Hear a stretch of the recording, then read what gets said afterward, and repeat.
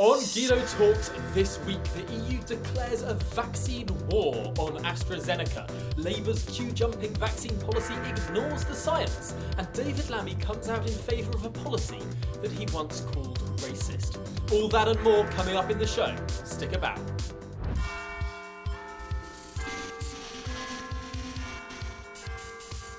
Hello and welcome to Guido Talks. My name's Tom Harwood, and once again I'm joined by Guido Talks founder and editor Paul Staines, as well as reporter Christian Calgie.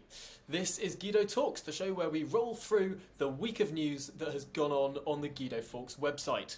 So let's kick things off with how the week started, right back on Monday, when the EU came out with some extraordinary briefing against AstraZeneca.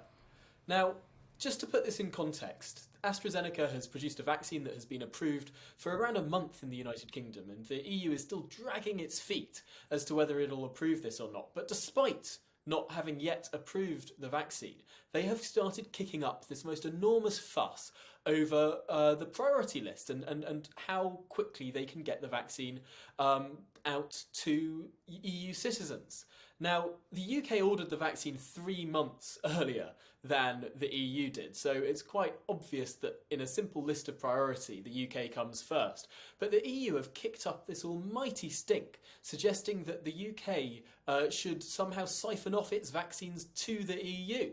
But at the same time as kicking up this stink, you're getting this anonymous briefing coming from senior people, particularly in Germany, suggesting that the AstraZeneca vaccine is rubbish anyway. So you've got this completely ridiculous loggerheads position. At number one, your vaccine is rubbish, we don't want it. Number two, give us all of your rubbish vaccine, please, because we've run out. Particularly in Madrid, where they've had to stop vaccinating for 2 weeks because they're out of supplies. It's really been the most catastrophic week of blunder for the European Union and their vaccine procurement programme. Isn't the vaccine due to be authorised Friday, today? But there's talk that it won't be authorised for over 65s in Germany. Well, this is the interesting point, because in Germany they're doing sort of their own thing. We discussed on a couple of podcasts ago how Germany broke out in a minor way from the common EU procurement scheme, breaking international law in a limited and specific way. And now their domestic regulator is saying that there isn't enough data to assess whether the AstraZeneca vaccine is efficacious enough for over 65s, which is curious because, of course, the MHRA, which is the vaccine regulator in the UK, which is actually staffed by a lot of people who used to staff the EMA, which was based in London, because London has sort of the most developed biochemical sector of any country in the EU. This rigorous regulator has approved it in the UK, and the German regulator is being a lot more cautious. And I just wonder how much politics is coming to play in this decision. Well, I think that they're approving it for 18 to 65. It's been proven to be certainly efficacious with those age groups, and it seems a bizarre sort of hesitancy from Germany that they're then implying that there's going to be this significant drop off, on your 65th birthday, which I don't think will play out. It may be the case that the testing didn't have enough people from that age sample, but I'd suggest that they're being too cautious at a time when they really can't afford to be.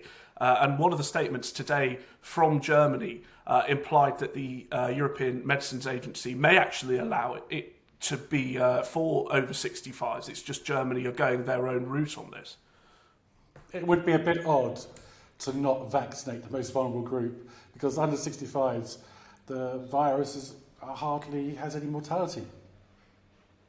And this is all against the background of an increasing war of words, where the European Union has really been threatening blocking exports of vaccines from the continent to other parts of the world, and particularly to the United Kingdom. Now, the Health Commissioner of the EU has said that they'll be looking into how they would be able to check exports, potentially stop exports, and Germany has certainly asked that as well, which led to a lot of talk about this rather jingoistic vaccine nationalism that the EU seems to be charging ahead with. Not so much an internationalist project as a burgeoning state that is being very defensive about its Fortress Europe borders. Well, this, of course, Brexiteers have always argued that the EU isn't in any way internationalist. It's very insular. It's just got larger borders than a nation state.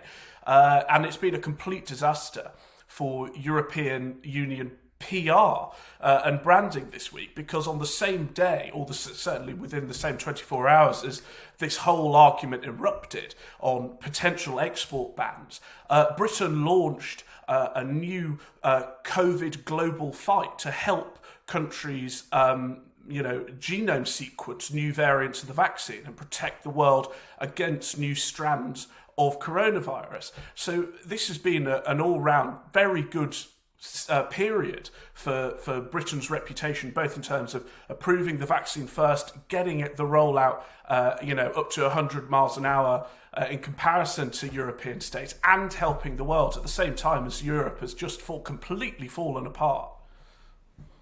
Now, I do wonder how much of this is genuinely altruistic, because of course it's not the biggest coincidence that the three countries where new variants of the virus have been found, the UK, South Africa and Brazil, are also the three countries that tend to do the most genome sequencing.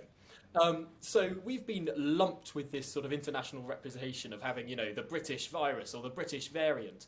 Well, actually, it's probably quite unlikely that Britain, South Africa and Brazil are the only places where a new variant has developed. So being altruistic in sharing this sequencing capacity with other countries actually might we'll start to hear things about, the Spanish variant or the German variant or other countries further beyond.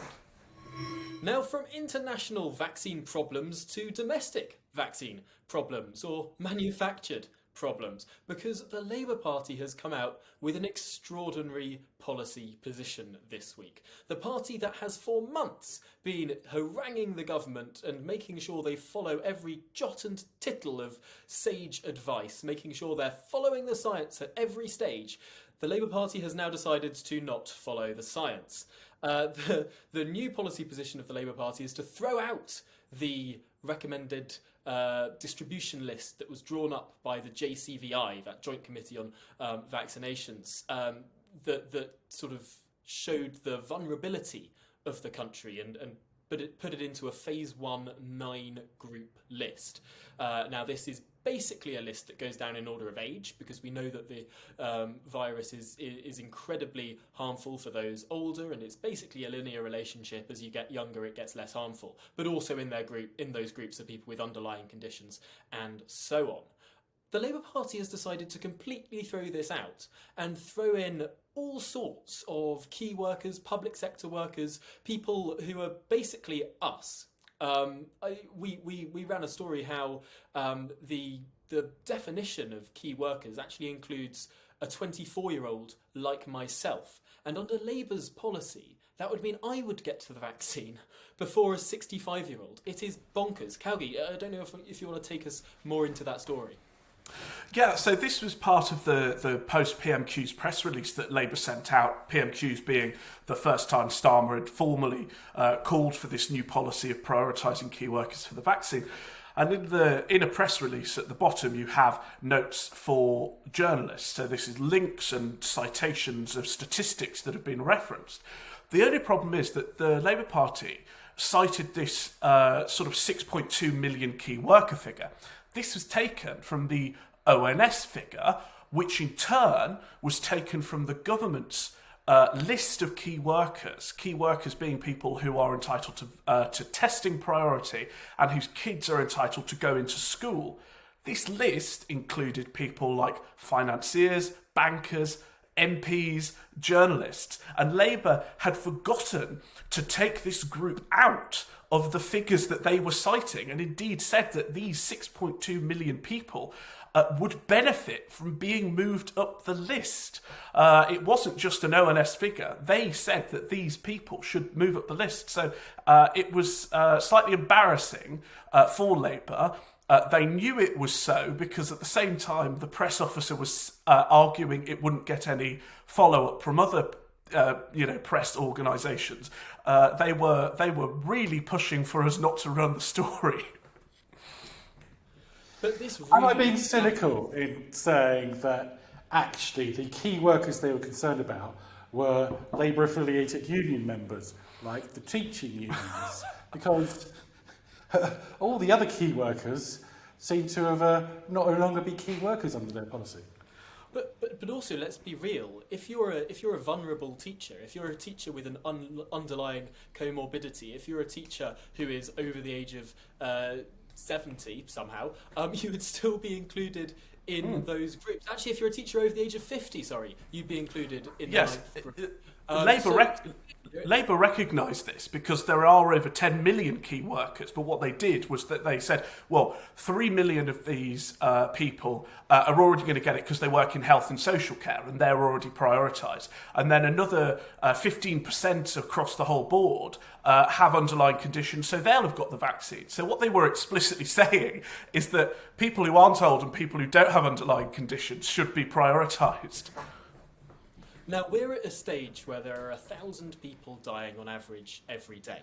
And the next 5 groups down, other than the 4 that Labour say should be vaccinated first, the next 5 groups down account for around 20% of those deaths. So we got out the sort of scrap paper and did a very rudimentary calculation that you can follow through as we published a sort of bullet-pointed list of how we did it on the website, that showed that actually by delaying the vulnerable categories and shoving in those key workers ahead of the elderly and the vulnerable, it would directly cause 190 extra deaths a day. Needless deaths. 190 extra deaths for every day they delayed the priority list. Now that's Labour's policy. It's entirely, you can work it out there in black and white. It's an extraordinary thing to have done just to grab some headlines. It is bonkers moving away from this particular area of science. I mean, we already know that Labour are happy to follow the science when it suits them and not when it doesn't. We've got them criticising the government for not closing the borders last March, even though that is exactly what Sage said not to do because it would have a marginal effect. So Captain Hindsight and the whole Hindsight crew have been going into complete overdrive this week. Not just because... It's embarrassing for them. Sorry, go ahead. Yes, well, not just because they're also now rewriting Labour history, especially over the European Medicines Agency. Starmer told an LBC caller on Thursday that it had never been Labour policy to participate in the European vaccine programme, and yet Starmer said that we must maintain membership of the EMA back in 2017, and 2 shadow Labour frontbenchers said that it was wrong to not participate in the vaccine programme in 2020. So this is deeply embarrassing for the whole Labour project at the moment. And I think we've got a clip, actually, of Keir Starmer, then Shadow Brexit Secretary, standing at the dispatch box and bemoaning the fact that Brexit Britain would be leaving the European Medicines Agency and having its own independent regulator being in charge once again. Let's have a listen. Why would we want to be outside of the European Medicines Agency, which ensures all medicines in the EU are safe and effective? Let me give 3, without the details. The European Aviation Safety Agency, which deals with safety, the European Medicines Agency, and, of course, Europol, which I worked with for many years. These are the bits of the EU which we should be seeking to retain, not to throw away. On Tuesday night, I was watching the BBC 6 o'clock news, as you do, and up pops a talking head who was very earnest and was a professor, Christine Pagel, and she launched into, effectively, nothing about her specialism, but a general political tirade against the government and Boris in particular. So the next morning I had a quick Google, and lo and behold, her Twitter stream was full of the usual stuff. She was a very committed and ardent Remainer, and for years she was tweeting about Remain. She rejoined the Labour Party to campaign to get Corbyn out, which is why I described her as a hardline centrist, which went down very well on on Twitter. But my point is, whatever your political persuasion, when you have a political agenda, and we've said this so many times over and over again, I think it's beholden on the news channels, the BBC in particular, and it is in the rules, to say, this is Professor blah, blah, blah, a supporter of the Labour Party. It's only fair, otherwise you're deceiving the viewers that this is a neutral expert opinion. We have had this quibble with all broadcasters for a while, and sometimes our campaign on this has borne fruit. But of course, the one thing that people come back to us and say, well, you wouldn't say that about a Tory, would you? Well, actually, yes, we would, and yes, we have. We've run stories about expert activists who haven't declared that they are Conservative Party members and ones who haven't declared that they're Labour Party members. And one of the frustrating things as someone who sometimes goes on television is that I'm almost always introduced with a political leaning attached. And we've got a video of that we can play just to have a clear contrasting example here. On the front pages, let's have a look at what's inside. Tom Harwood has joined us. He's from the centre-right Westminster news site Guido Fawkes. Joining me from Westminster is the Guido Fawkes reporter, Tom Harwood, who's also something of a Boris fan. What's your reaction then to today's result? I'm joined by the next generation of Conservative activists to wrestle with the future. Joined by Tom Harwood from the Brexiteer News website, Guido Fawkes. Well, joining us now to discuss this is Brexiteer and Guido Fawkes reporter Tom Harwood. Vote Leave campaigner and now a reporter on the right-leaning online political website Guido Fawkes. Tom. It feels like it's been a while since we talked about the culture war, which continues, of course, to rage on in British politics. But Lisa Nandy reignited the whole issue this week over Winston Churchill. On Sunday, the Mail on Sunday provided an article that claimed she'd welcomed a report by a Labour think tank calling for a peace force to replace the army. She was questioned about this on Andrew Marr, and she flat up denied it, which was really inconvenient for the Labour Party because, unfortunately, we had the video proof of her welcoming that report and released it shortly after. Let's have a look at that clip. Let me move from Monday to today, where there's a report in one of the papers of you applauding warmly a Labour think tank report which suggests turning the armed services into, and I quote, human security services whose job is to damp down violence. And you were delighted by that. Does that represent your views? No, it's complete and utter rubbish, and the journalist was told so. I mean, the difficulty is that you applauded the report, and he's quoted the report. Look, I didn't applaud the report. That is complete and utter nonsense, and he was told so before he wrote the story. Thank you so much, Alex, for having me, and also to you and to Harry and to Mary and to David and others for the amount of work that's gone into producing this pamphlet. It just feels to me that this is exactly the right time when we're marking the start of a new chapter, albeit a chapter that none of us really wanted to see. But one of the things that I found really inspirational about this pamphlet is that I think it's based on the belief that I also share, that while we learn from the past, we must never be bound by it, and we need to build a foreign policy that is fit for the realities of this century and not the circumstances of the last. And this was followed the next day by some archive footage that we pulled up of the now shadow Foreign Secretary telling the Question Time audience that she couldn't say whether Churchill was a hero or a villain, and in fact called it a stupid question. Let's see that. Thanks. Is Winston Churchill a hero or a villain? Now, this, of course, comes about yesterday. You'll be well aware of this, Lisa. The Shadow Chancellor John McDonnell was asked a question where he could only give a one-word answer, hero or villain.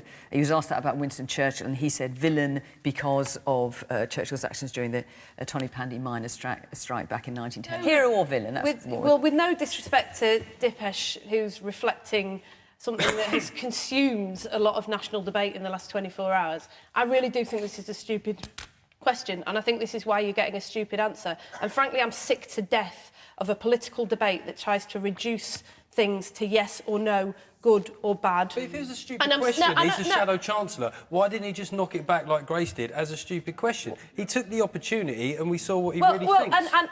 But he didn't see what he really thinks, because then he's been out this morning talking in real terms about the legacy of Winston Churchill. And look, this is really, really dangerous stuff. We've seen it with the Brexit debate, and we're seeing it with many of the conversations that we have in our political discourse at the moment. It is poisoning it. I happen to think, like probably most people in this country, that there are some decisions that Winston Churchill made that I wouldn't agree with at all. But at a critical moment in British history, he stood up and he made the right judgment call that has profound implications for all of us still now today. And what this daft debate that seeks to divide us has done is it's allowed people in British politics on Jacob's wing of the Tory party to try to invoke the spirit of Winston Churchill somehow, as if we're still in this war era, and as if we should still be engaged in war. Christian, I think you're missing probably the best bit of footage that we got, which was exclusive to us, where we found fly-on-the-wall footage of Nandy's woke army in training. Let's have a look. Right. Now let's see something decent and military. Some precision drilling. Squad! Camp it! Up! Ooh, get hurt! Whoops! I've got your number back. You couldn't afford me, dear 2-3. I'll scratch your eyes out. Don't come the brigadier bit with us, dear. We all know where you've been, you military fairy. 2, 3, 1, 2, 3, 4, 5, 6. Whoops! Don't look now, girls. The major's just minced in with that dolly-coloured sergeant. 2, 3. Ooh! Well, it might be woke, but it didn't look very diverse to me. It looked very white.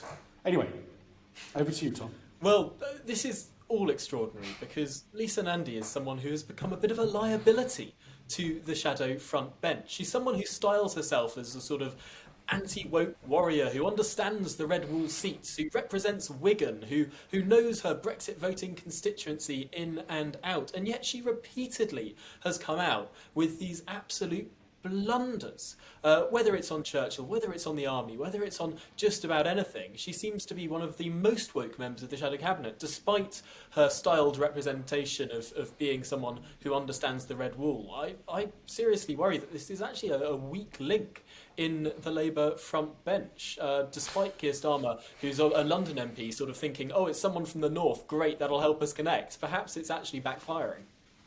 Well, let's talk about another weak link woke liability on the Shadow front bench, and that is, of course, David Lammy, who is the Shadow Justice Secretary, and this week called for war-style juries, reduction in sizes to get through the mounting back catalogue of cases, which would be an interesting proposal normally.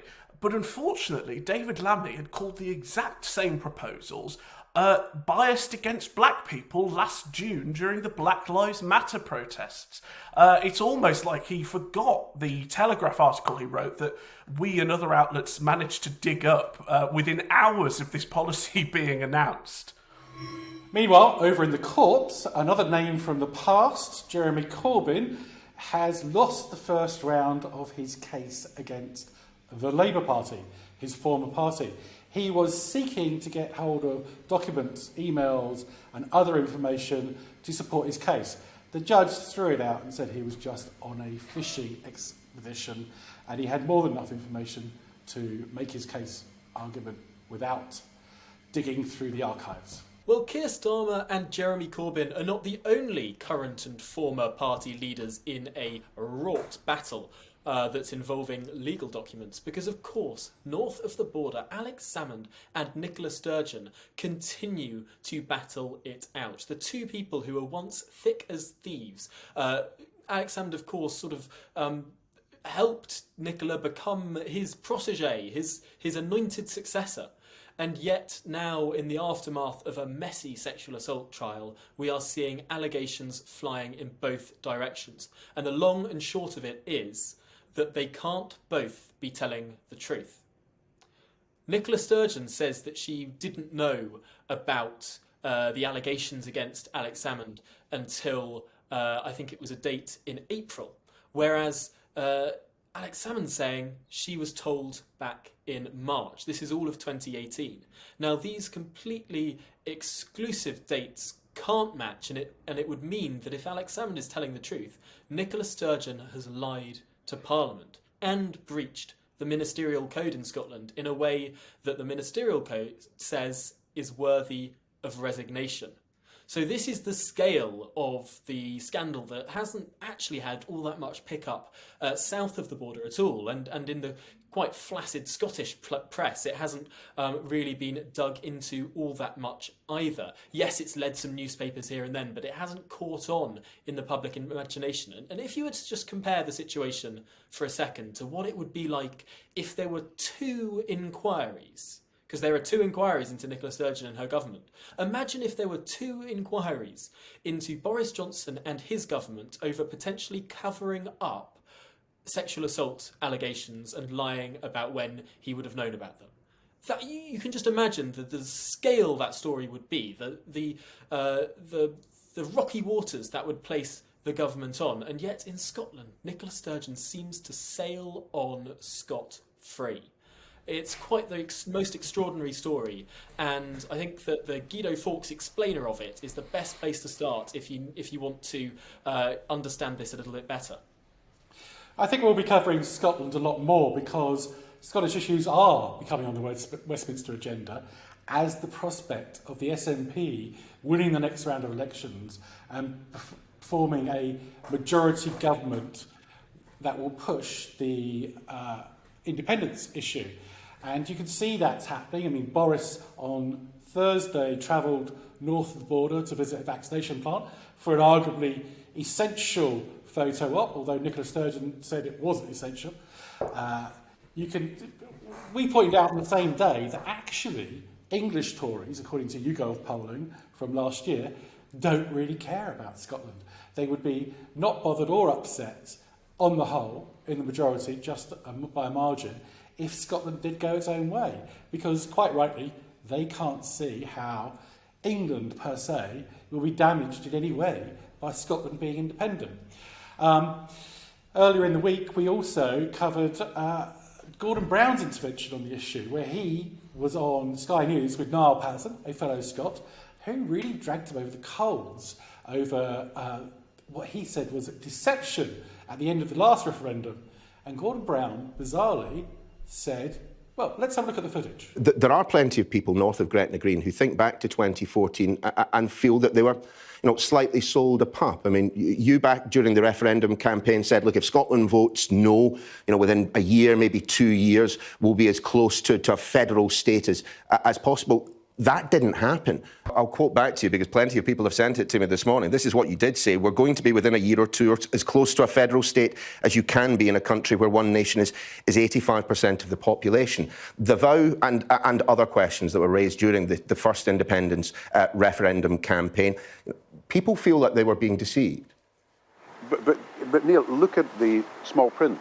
They are the equivalent of what Keir Hardie was asking for when he called for home rule for Scotland. Something near to federalism. But Neil, look at the small print. So there you are. Next time round, read the small print.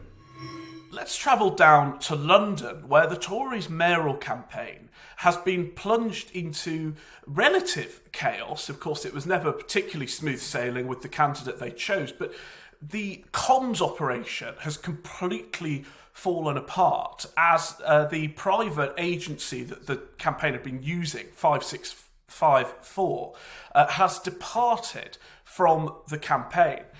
This was a fairly competent operation. They'd been doing the best to polish, frankly, a turd. They'd been copying a lot of the Vote Leave a style book and Topper McGurring videos, but they parted ways primarily for financial reasons. We understand the Tories have essentially run out of money to fund the campaign. The campaign have given up on winning, they've given up on policy formulation. I understand there is now just one press officer left in the campaign. And all they're hoping for now is to beat Zach Goldsmith's figure of 43.2%. But frankly, there's no chance of them doing that because as a strategy, they are really coy about talking about the big issue, which is crime. And that's all the Tory activists want to talk about, but the leadership are worried about scaring off sort of centre London liberal Lib Dem voters because they think going in too hard on crime might push their second preferences towards the Green Party or the Labour Party. It's a complete disaster and really embarrassing, frankly, for the Tories' London operation. But there is some betting that Sadiq could win on the first round of votes anyway, so second preferences won't matter. It's a strong bet. Which is appalling given his record. I mean, is there anyone who has sailed by? This is the problem with devolution, right? Anything good that happens in a devolved entity, the person at the top seems to suck up all the praise, and anything bad they just blame on Westminster. It's the same with Mark Drakeford, it's the same with Nicola Sturgeon, it's the same with Andy Burnham, and it's the same with Sadiq Khan. They're getting away with absolutely everything, and they seem to be able to blame all of the problems, and London has many, on Westminster. People don't understand what is actually in their competence, and there should be a greater degree of public education about this.